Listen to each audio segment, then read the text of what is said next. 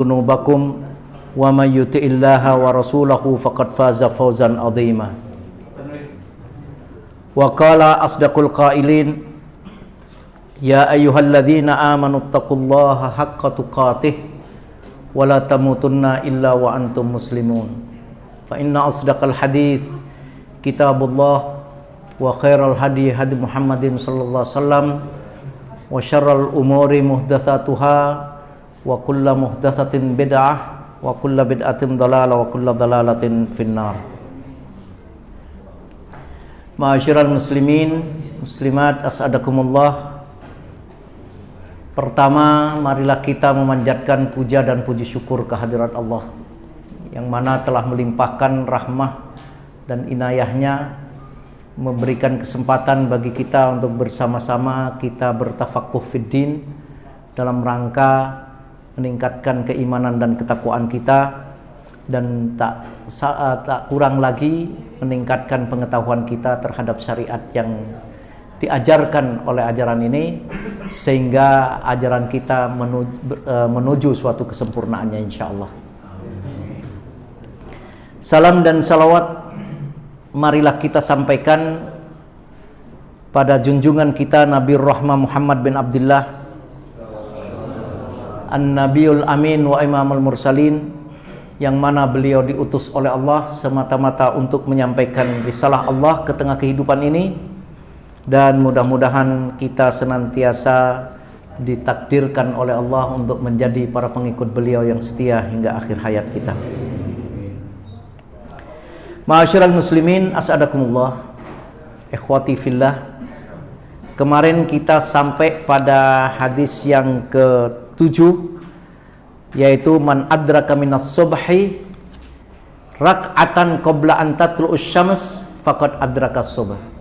Siapa yang mendapatkan waktu subuh 1 rakaat, tiba-tiba habis waktu subuhnya, baru 1 rakaat sudah habis waktu subuh, maka dia sama seperti mendapatkan subuh. Waman adraka rak'atan minal asri qabla an taghrubasy syams faqad adrakal asri. Misalnya baru sholat, mungkin ketiduran, mungkin di suatu perjalanan, kemudian ternyata baru sholat 1 rakaat, sholat asar, tiba-tiba sudah masuk waktul ghurub. Waktul ghurub itu waktu yang dilarang untuk sholat asar, karena waktul ghurub itu sudah masuk waktu maghrib. Tapi baru 1 rakaat sholat asar, tahu-tahu sudah maghrib. Sah ndak sholatnya? Asarnya sah, ning ojo saben dino. Jadi kalau cuma karena mungkin tertidur, kemungkinan bepergian jauh, terus ternyata sholat baru 1 rakaat sudah maghrib, maka sholat asarnya sah. Nah, kemudian hadis ini diriwayatkan oleh muttafaqun alaih wali Muslim an Aisyah, dari Imam Muslim dari Aisyah radhiyallahu anha, nahu wa qala sajdata badala rak'atin. Jadi yang dimaksud sajadah di sini adalah sama seperti rakaah. Jadi 1 sujud berarti sudah istilahnya 1 sholat gitu loh. Kemudian hadis yang ke-8, wa an Abi Sa'id Al-Khudri, dari Abu Sa'id Al-Khudri, qala sami'tu Rasulullah sallallahu alaihi wasallam, aku mendengar Rasulullah bersabda, la sholata ba'da subhi hatta tatla'us syams. Jadi tidak ada sholat sesudah subuh sampai terbit matahari. Jadi kalau subuhnya itu biasanya jam 4 berapa itu? 4.15 ya. Setengah jam berikutnya kurang lebih, selama perjalanan dari waktu sholat subuh selesai sampai setengah jam paling tidak. Pada intinya matahari sudah mulai terbit, maka sebelum matahari terbit, yaitu sebelum matahari terbit, maka belum ada sholat. Begitu matahari terbit sudah boleh sholat. Namanya biasanya dikenal dengan sholat isyraq. mataharinya sudah meninggi, sudah melek mataharinya. Nah, sholat isyraq ini adalah awal dari sholat duha. Jadi pada umumnya banyak orang-orang di masjid habis sholat subuh berzikir, membaca Al-Quran dan lain sebagainya. Terus begitu waktu isyraq, waktu matahari sudah mulai terbit, malah dia sholat 2 rakaat, sholat isyraq yang fadilahnya, keutamaannya sama seperti haji dan umroh. Jadi kalau mau naik haji dan umroh susah, maka sholat isyraq sama pahalanya. Nah, memang sekarang susah kok Pak naik haji. Umroh ini 45, haji 45 juta. Kemudian umroh 40 juta. Kemudian kalau yang daftar sekarang, insya Allah berangkatnya tahun 56. Ya sabar, nganti tuwek. Jadi kalau orang-orang Indonesia itu katanya sampai 25 tahun atau sampai 30 tahun. Kalau orang Malaysia 50 tahun baru bisa haji. Jadi mulai TK sudah daftar haji. Jadi insya Allah kalau kita daftar sekarang, kalau yang biasa reguler, maka akan mencapai sampai tahun 56. Sudah melengkung, Pak. Nah, ma'asyiral muslimin as'adakumullah, la sholata ba'da subhi hatta tatlu'us syams. Tidak ada sholat sesudah subuh sampai batas waktu terbit matahari. Wala sholata ba'dal asri hatta taghibas syamsu.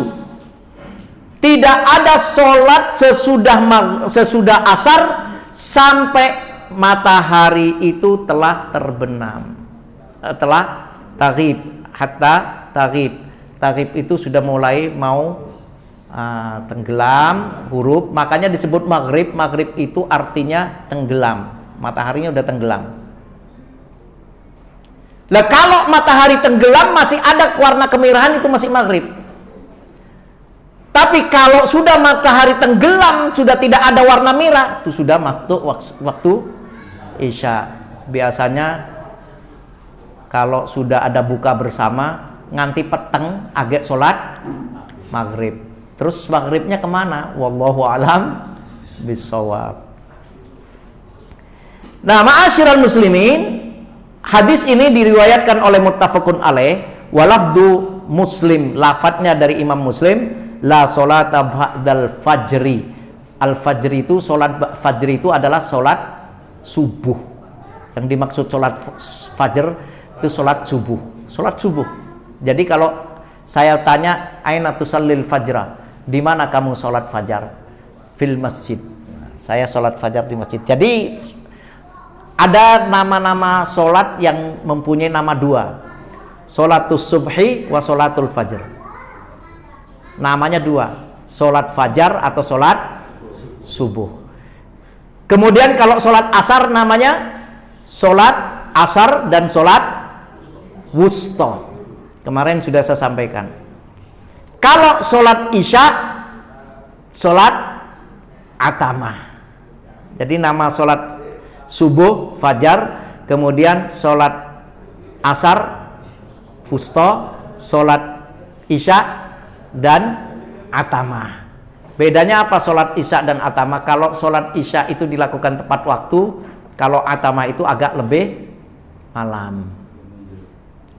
Jadi sampai malam. Kemudian ada beberapa waktu sholat yang dilarang melakukan sholat itu. Yang pertama kali adalah waktu sebelum waktu tulu, sebelum waktu tulu, sebelum waktu habis sholat subuh, sebelum waktu tulu. Jadi sesudah sholat subuh, sebelum waktu terbit matahari, itu dilarang sholat. Disebut waktu tahrim, waktu yang diharamkan. Kemudian yang kedua waktul istiwa. Istiwa itu artinya apa? Tengah, Pak. Katulistiwa itu bahasa Arab.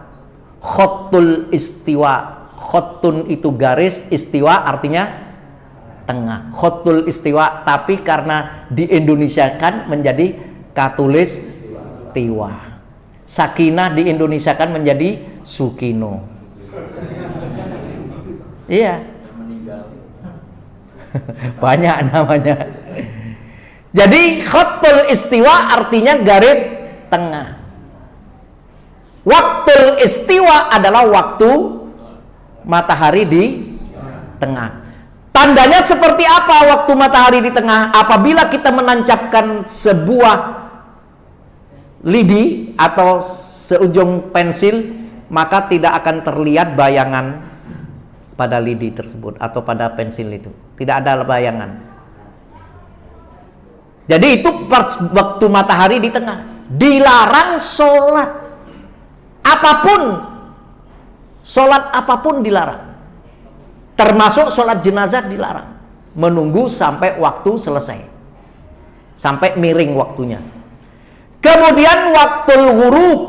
Waktul ghurub itu ketika matahari sedang proses tenggelam. Itu dilarang, Pak. Sholat di negeri kita ini dilarang, kecuali di kota Mekah. Di kota Mekah mau sholat di waktu apa saja boleh tanpa ada sebuah larangan. Nanti ada hadisnya tentang hal itu. Kemudian walahu an Uqbah bin Amir, juga dari Uqbah bin Amir menyatakan, salatu sa'atin kana Rasulullah sallallahu alaihi wasallam yanhana an nusalli fihinna wa antakbura fihinna mautana. Ada 3 waktu yanhana Rasulullah sallallahu alaihi wasallam. Rasulullah sallallahu alaihi wasallam melarang bagi kita an nusalliya fihinna, untuk sholat di 3 waktu tersebut. Wa annakbura fihinna mautana, dan di 3 waktu itu dilarang menguburkan mayit, dilarang menguburkan jenazah. Hina tatlu syams bazighatan, sampai matahari terbit tinggi, hatta tartafi', yang matahari terbit tinggi, ya, artinya kalau masih belum terbit tinggi dilarang, sampai terbit tinggi. Kemudian yang kedua hatta tartafi', kemudian pada saat matahari di tengah. Wahina yaqumu qamat dhahira, ketika matahari itu meninggi, kemudian sampai apabila orang berdiri tidak ada bayangannya, tidak ada, tak nampak bayangan. Hatta nuzulus syams, sampai mataharinya turun melenceng sedikit. Wahina tatabayyafus syamsu lil ghurub, kemudian yang ketiga adalah ketika matahari itu mulai hampir tenggelam. Jadi hampir tenggelam itu matahari kan kelihatan seperti bola kuning, bola api. Itu sudah tidak boleh sholat asar, Pak. Sudah tidak boleh sholat asar. Ning aku telat kok piye Ustaz? Ya, kalau terlambat karena tertidur, karena bepergian, karena ada kendala-kendala yang sehingga dia harus melakukan sholat di waktu itu, maka silakan. Tetapi pada hakikatnya di waktu 3 waktu ini, matahari sebelum terbit dilarang, matahari di tengah dilarang, matahari itu sedang dalam keadaan ghurub, akan menjelang itu sudah disebut dengan waktu sufrah, sudah waktunya kuning banget, Pak. Itu sudah tidak boleh sholat. Nah, kemudian wal hukmu tsani 'inda Syafi'i, dari hukum yang kedua dari Imam Syafi'i, min hadis Abi Hurairah, dari hadis Abi Hurairah bisanad dhaif, dengan sanadnya yang lemah. Wazada illa yaumul jumu'ah, kecuali hari Jumat. Kecuali hari Jumat.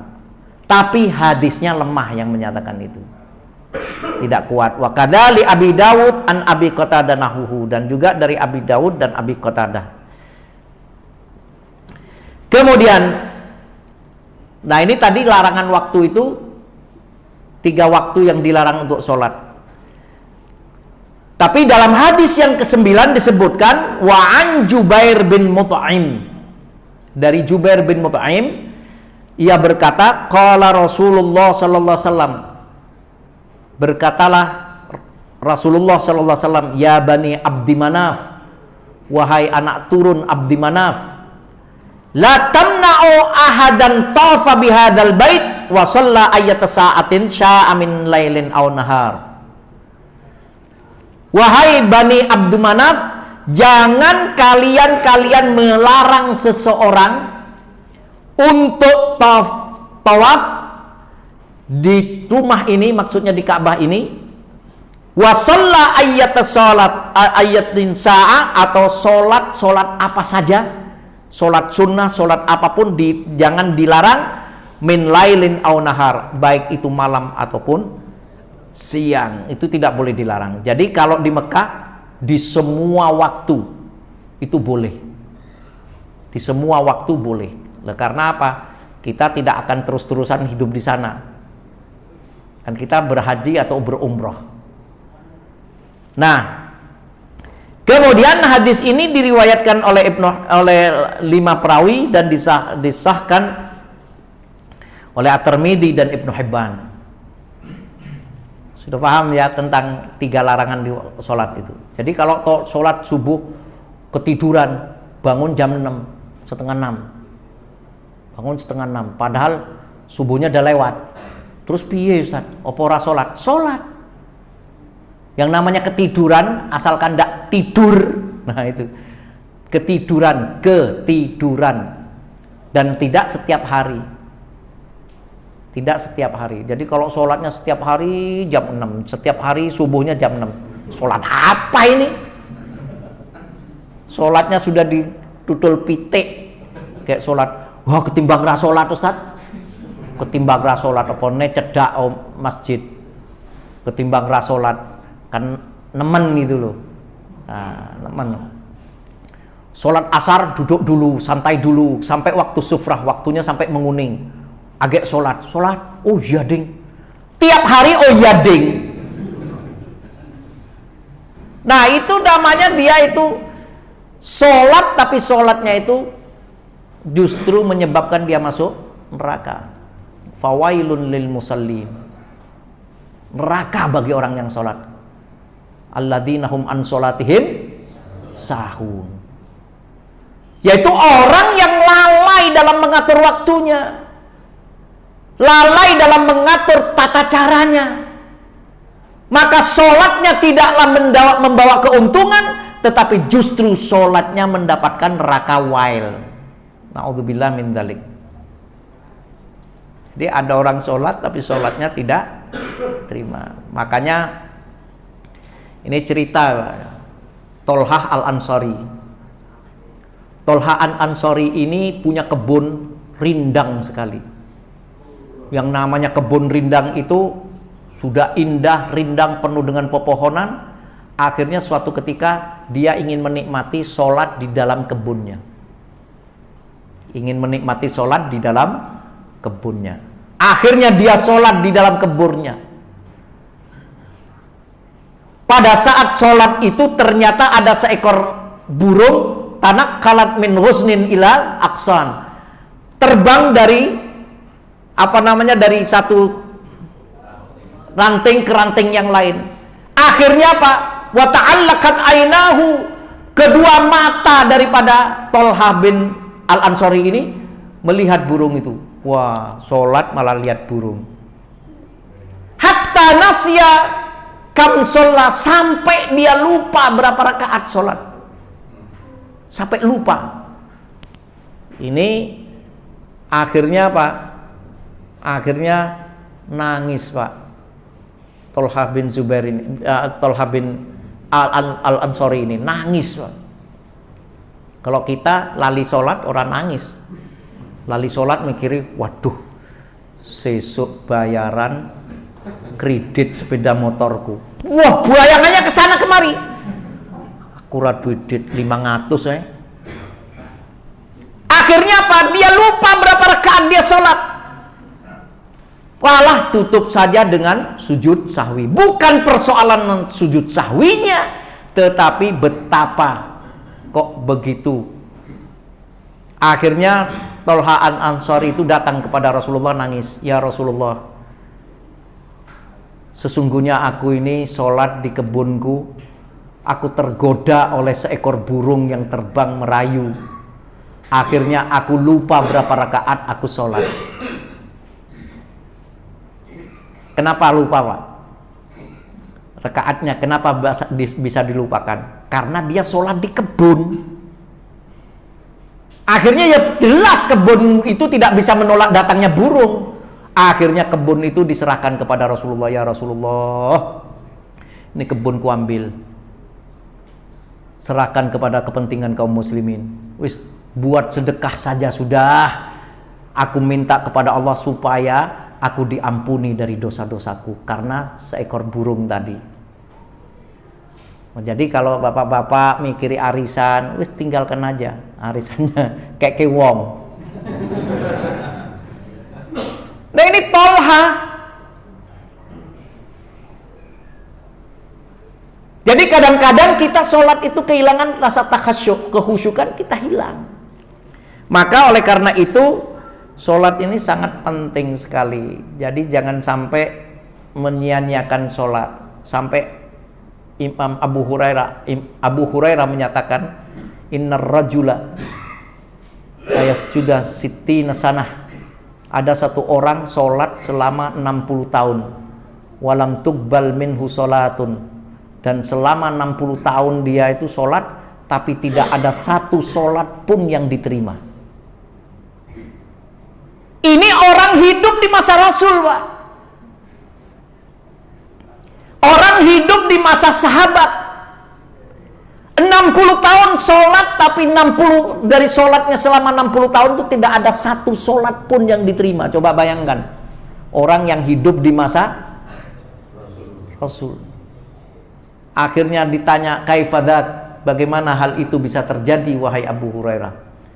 La yutimmu ruku'aha, dia tidak menyempurnakan ruku'nya, wala sujudaha, tidak menyempurnakan sujudnya, wala qiyamaha, tidak menyempurnakan berdirinya, tidak menyempurnakan khusyuknya. Maka cuma ya sholat formalitas saja, formalitas, sing penting sholat, bar sholat wassalam. Sehingga sholatnya tidak berdampak apa-apa, tidak ngefek.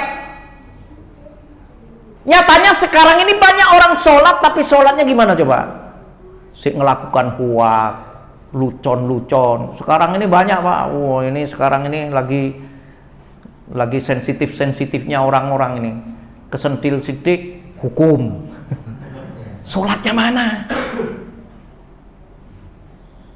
Ada orang salah sedikit, yang sebenarnya bisa hanya diselesaikan, lapor. Ya kan? Ini kata Imam Ahmad Ibnu Hanbal menyatakan apa? Ya'ti ala nasi zaman, akan datang suatu zaman kepada manusia ini, yusalluna wa hum la yusallun, mereka sholat tapi nilainya sama aja nggak sholat.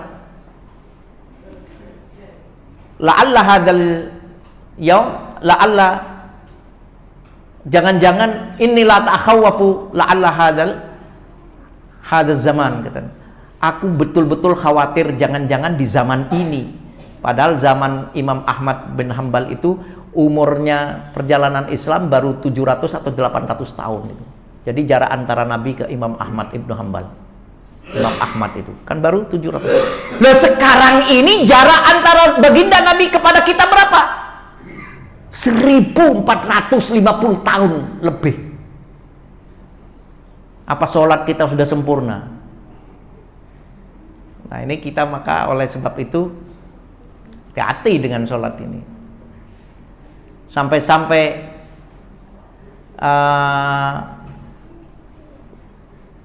Imam Al-Ghazali menyatakan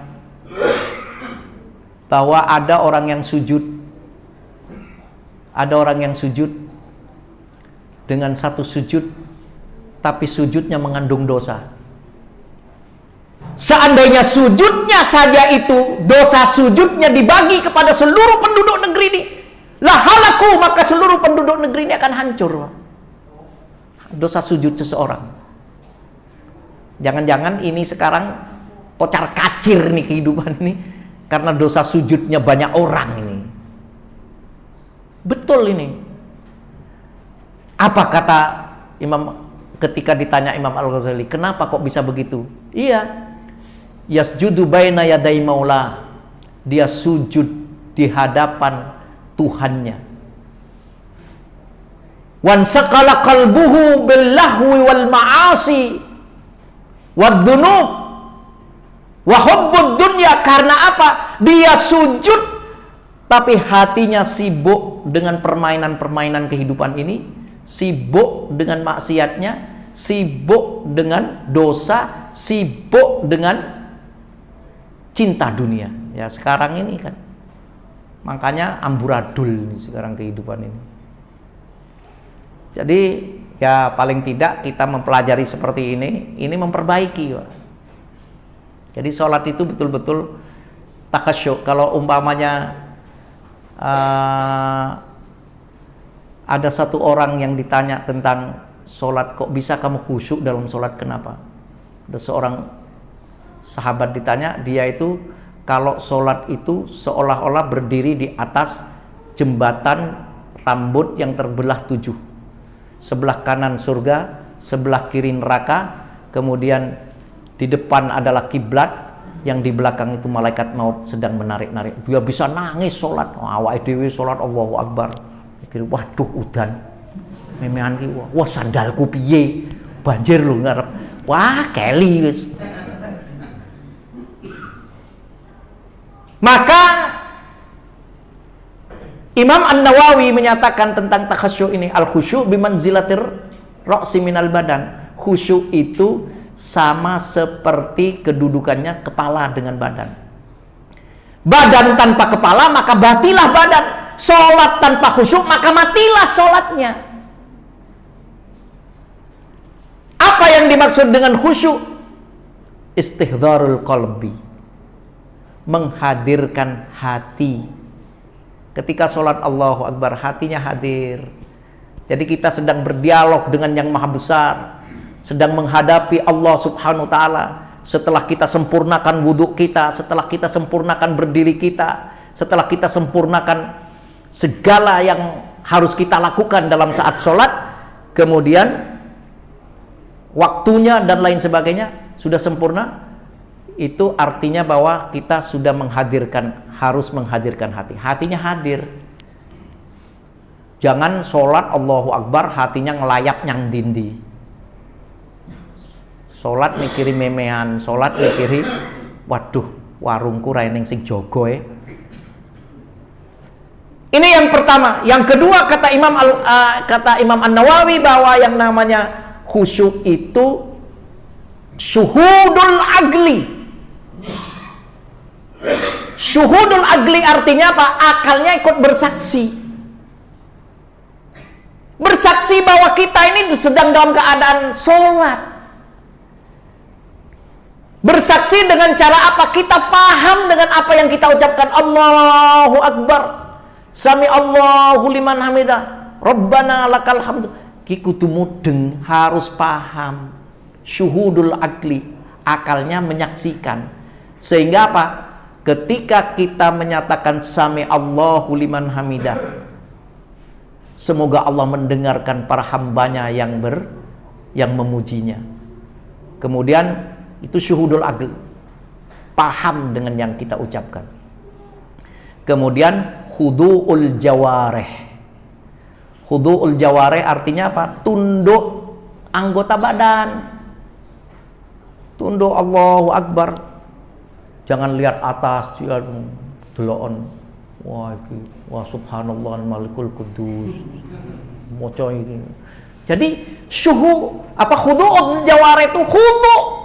Lihatlah ke tempat kita akan bersujud. Tundukkan hati kita, tundukkan tangan kita, tundukkan rasa kita, tundukkan akal kita, tundukkan di saat itu.